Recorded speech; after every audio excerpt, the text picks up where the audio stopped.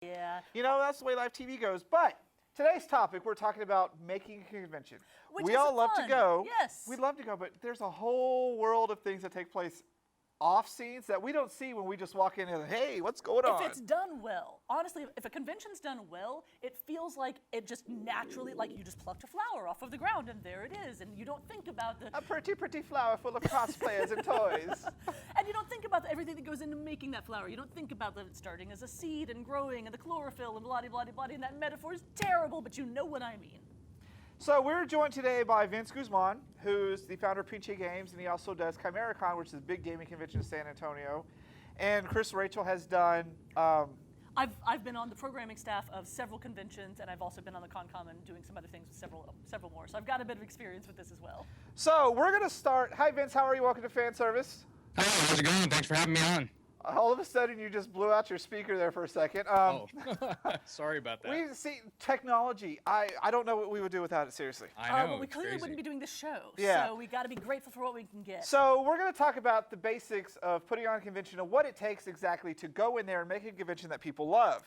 Now, I've actually outlined like 9 steps that I feel for anybody that's watching this that's going, you know, I'd kind of like to start a convention, but where do you begin? Because I feel like that where do you begin is something that really confuses people. So for me, and I don't know about you, the very first thing that you need are minions, minions, minions, because you cannot run a convention by yourself. No, you can't at all. You got to get as many as you can because there's times where you go through and you don't necessarily have all of the minions there at all the time, so you need to be able to get them to... So what I like to recommend to people is if you have fewer than 10 friends that are committed to doing this with you, you've got to, before you start a convention, you need to start a local fan group in order to bring people in. Just, it doesn't matter if it's on Meetup, it doesn't matter if it's at your library, well, libraries these days aren't as popular, but go to a game shop, whatever, and bring people in that want a convention in town. You've got to get them passionate about it before you're going to get people to drive from out of town. So when you started ChimeraCon, did you have a big group of people who wanted to come and help you with it, or was it like, hey, you know what, I want to do board games for 24 hours a day? Well, I didn't actually start ChimeraCon. It's been going on for like 13 years. I've been part of it for the last 6 years. And when it first came together, it came together as just a bunch of friends wanting to get together and play some games. So that's how it started off. And then I feel it like just the grew best from there. conventions start that way, where it's, you've got a bunch of people, then they bring their friends, then they bring their friends, and the next thing you know, it's 50 people, and you're like, oh shit, should we do a convention now? We've got a lot of people Language! here. Shoot.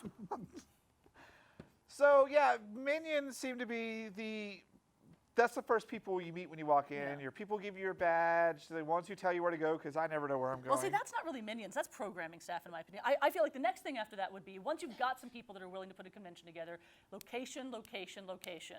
You've got to find a hotel that is affordable for people, because you're going to want to have a lot of people staying overnight, especially if they're coming out of town. It's got to be in a location that people aren't going to be worried that they're going to get mugged or anything, or they just are comfortable driving to. And the number one most precious thing in a hotel, you've got to see if you can find one with a weirdo-friendly staff. And if you can find one with a weirdo-friendly staff, hold on to that hotel, because that is a precious, precious commodity. What would you say to that? But even though you're doing all that planning, you're never going to satisfy everyone. Oh, so yeah. you got to keep on it and just do the best that you can. Mm-hmm. What about a hotel that's actually affordable enough for you to put your convention in? Because you didn't bring that up. It's always about the other people, but as you're planning it, you don't want to pay a lot of money for a place that's just... That is the hardest thing to balance when people are looking at hotels, because I mean, the prime hotels that everyone says, oh, you ought to do it here, is going to be way too expensive for a new convention. And that's why so many of them are out in the suburbs. Like one of the first cons I went to in Kansas City was actually in Independence, Missouri, which is not in Kansas City at all, because that was the best location that they could find. So hotels are pretty important. What's the next item? The next thing that I brought up was the date. For example, you don't want your convention to overlap with any other regional conventions. And Texas is special because it's its own thing. But for most of the country, I define a regional convention as being anything that's within an 8-hour drive. For you, it would be out of Texas. I realize that you've got your shock collar on. You're not actually allowed to leave the state border, but, you know. Yeah. So dates always are an important aspect. Now, when you guys are planning ChimeraCon, you guys seem to have like one time a year about the beginning of April that you always stick with, right?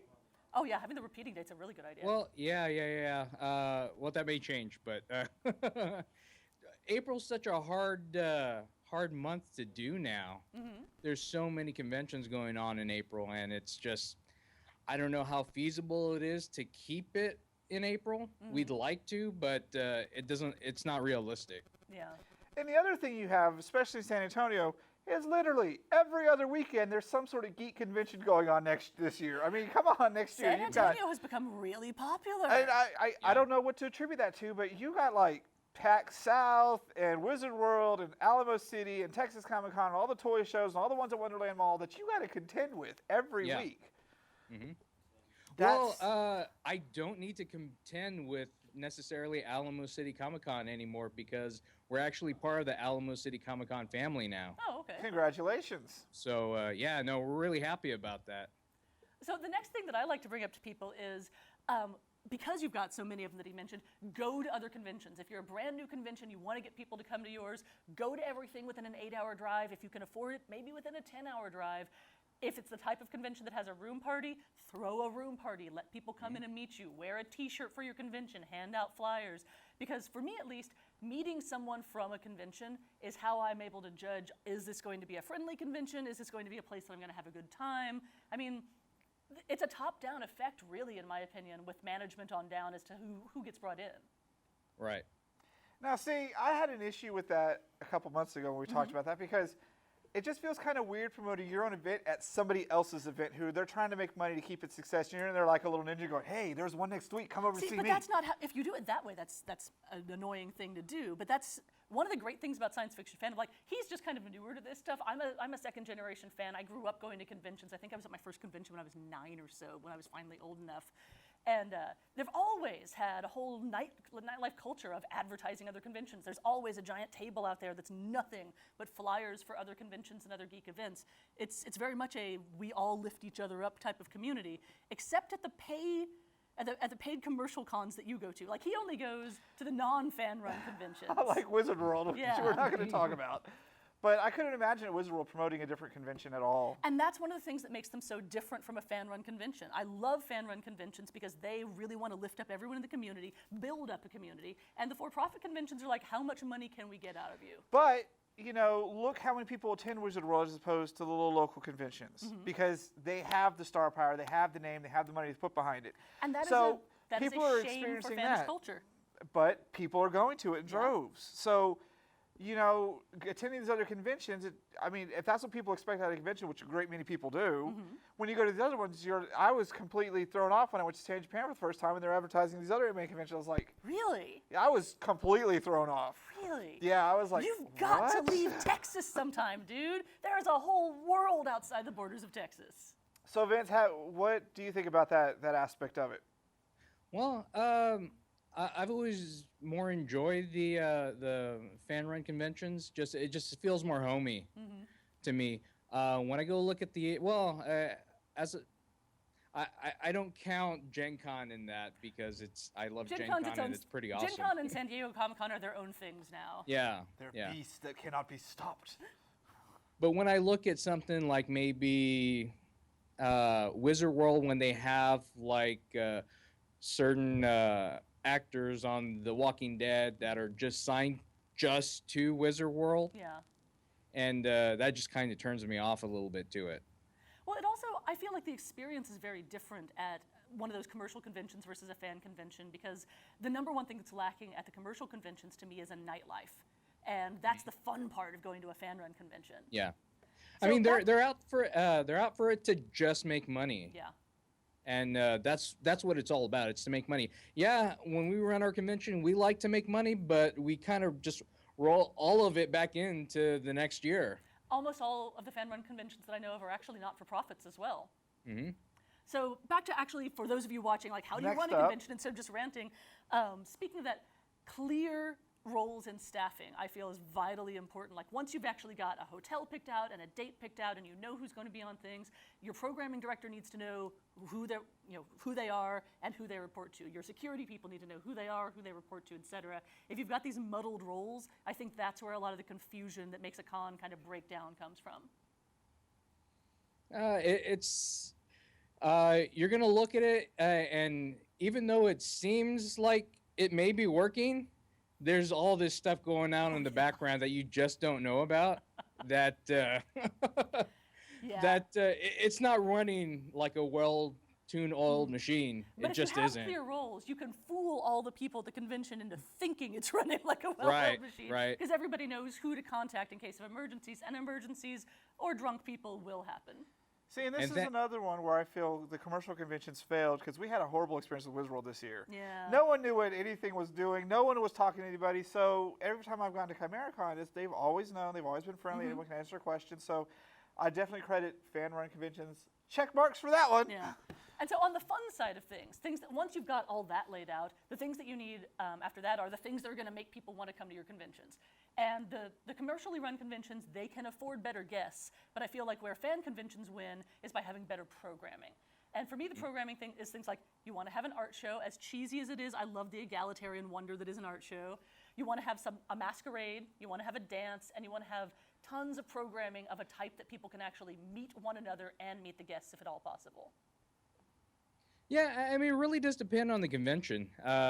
Some you may have it to where, yeah, we one year we try to have a rave, and most of the people that went were staff and I forget that you volunteers and guys stuff are a like gaming that. convention. Gen Con is able to pull off, honestly, one of the most shockingly good dances I've seen at a con. But you're right, your average gaming convention is not going to be as big on a dance. Your more general purpose ones, or your anime ones, or things like that tend to be more masquerade dance is your Saturday night. Right. I guess it Right. depends on the target audience, Yeah. whereas, the anime conventions target the younger ones. So, of course, Dude, I still love they the want to con dance. do con dances, but we're like ChimeraCon, there was a lot of families this year. You're not going to take your toddler to a rave and try to explain why daddy's doing that on mama, Well, the point being, though, whatever your audience is, you've got to flesh out the programming, and you need to have that very clearly on your website so people know what to expect. Because if they come expecting one thing, like if I showed up at a con expecting it to have a masquerade and a dance, and then it's nothing but a bunch of gamers, I'm going to be disappointed. If the gamers show up and expect it to be just gaming, and then they get cleared out of the room and there's a masquerade and a dance, they're going to be disappointed. So you need to have that very clearly stated on your site, on your Yeah. flyers, et cetera, et cetera. Which leads us to the next topic, which is the website. Yeah. I've seen so many convention websites that are horrible. Why? Okay, listen, please, anyone out there who's running a convention, there are 4 things people want to know off of your website. They want to know the date of your convention. They want to know the actual address of the hotel, not Garden Hilton. Physical address with a number on it. They want to know the cost of the rooms. They want to know the cost of the badges. If you cannot tell them these 4 things, do not run a convention. Seems pretty simple, and I know that the ChimeraCon website has gone through a lot of iterations. Have you Oh, had a yeah, hard time coming definitely. up with that right website for your convention? Yeah. I mean, we've done a lot of upgrades and changes to it just to make it a little more user friendly, and just get that information to the attendee as soon as possible.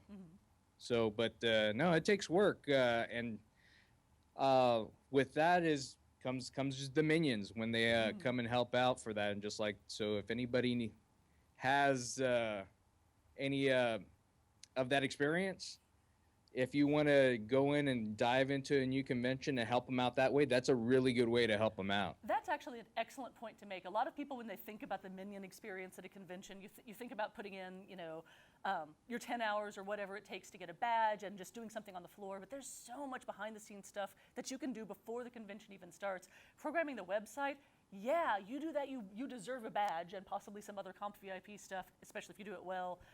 If you're willing to do programming liaison stuff where you're in contact with the guests and things along those lines, yeah, there's all kinds of things that have to happen beforehand. Registration, oh my goodness. If you're willing to take care of pre-registrations, yeah, that's something you can do before the convention even begins. You've put in all your hours, and you are good to go once it starts. Oh yeah. And so our last item for today is damage control. Now, see, I don't quite understand this one because you're not going to, like he said earlier, you're not going to please everybody. No, you're not going to please everybody. Okay, first off, follow Wheaton's Law. Don't be a D. We're not going to say it because we are on public access television here, but you all know what I mean. And a lot of conventions are having some problems, not usually with the people that are running it, but often with some of the attendees who don't always have the world's best social skills, shall we say? They don't like to, be fun or sociable. They want to be in the corner. I wouldn't say that. I'd say the number one problem actually comes from people that are a little too drunk and don't have the world's best social skills, and therefore they might say something. When you're drunk, you always have the world's best social skills. Exactly. And so they might say something really offensive. There's also been a lot of issues with guys at conventions coming up and assuming that they can just grope the ladies and things along those lines. And when that happens, the convention needs to come down very quickly, very clearly, and be able to say, okay, we're going to cut this out. We're all here to have a good time. And I feel like damage control with a lot of conventions, instead of coming down on the side of, okay, you're ruining everybody else's good time, cut it out, is like, well, he just doesn't know any better. He doesn't know you're not supposed to touch people. Suck it up, which is really the wrong attitude. Have you had those issues at He's at a any of the gaming convention. conventions? They generally don't You have never those know. problems. Well, they generally don't happen, but we have had to we have experienced some of those things at Chimericon, and we just take care of it really quickly and just. Is it all like secret agent style? You're like, get over there, and you guys got like Men in the Black come out and do stuff? In an ideal Yeah. world, yeah. Believe it or not. That's I've what it's been all in about. multiple conventions where you see some guys, like you can tell he's about to just like, he has picked a lady and he's about to start creeping on her. And security just kind of, the guys in the usually yellow shirts for some reason at many conventions, just kind of sneak right in like, hey dude, how's it going? Treat him like a strip club. I just don't get it. Yeah, I agree with you there as well, but it is a problem. Oh. It's not a problem it's not caused by the people running the conventions. It's caused by, I feel, people that have not been a part of geek culture for a while coming in and having wrong expectations, shall we say. So that was a really good list. Is there anything you would add to this list, Vince? What you need to do is just a lot of planning from the get-go, and make sure you have all your ducks in a row. Would you say, and try to get everything out there that you may not think would be needed. would you say it takes about 10 months to plan a good convention? Because that's been my experience. It's starting. 10 months is a pretty good amount of time. Because you need about a month off afterwards to just detox from it. That doesn't really work anymore with how everything's going, especially in San Antonio, because there's so many conventions coming here. And I can actually tell you why so many conventions are coming here. Oh, please. Because it's cheaper than anywhere else. When you say anywhere else, I mean, it's cheaper than Austin. Anything's cheaper than Austin. But do you mean anywhere else within the southern region, or what do you mean by that?